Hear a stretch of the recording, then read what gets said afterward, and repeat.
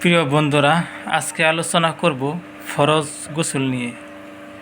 যারা নাকি সবসময় কিতাব পড়েন না, হয়তো জানেন না ফরজ গোসল কিভাবে করতে হয়, আজকে আমার ভিডিও দেখে ফরজ গোসল বিষয়ে আপনারা জানতে পারবেন।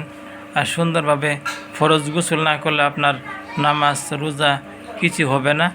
আপনি নামাজ যদি পড়তে চান, সবসময় ফরজ গোসলটা খেয়াল করে আপনি সুন্দরভাবে করবেন। গোসলের ফরজ হয়েছে তিনটি।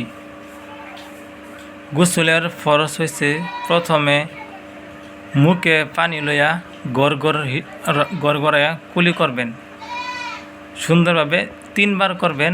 গড়গড়াইয়া কুলি করার পরে দ্বিতীয় নম্বর হয়েছে সুন্দরভাবে আপনি নাকে পানি দিবেন, একদম নাকের নরম অংশ যেটা নাকি আছে সেই পর্যন্ত আর কি পানিটা সুন্দরভাবে পৌঁছাবেন। তৃতীয় নম্বর হয়েছে সারা শরীর আপনি এরকমভাবে আর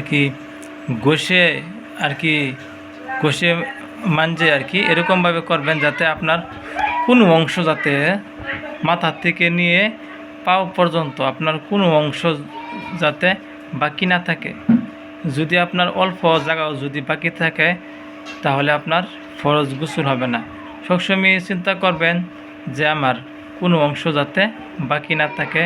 মাথার চুলগুলি, যারা নাকি মেয়ে মানুষ আছেন তারা মাথার চুলগুলি সুন্দরভাবে খুলে একদম চুলের গুড়ি পর্যন্ত আপনারা পানি দিবেন। কানে লতি আছে, কানে লতি পর্যন্ত হাত দিয়ে বুলায় আর কি হাত দিয়ে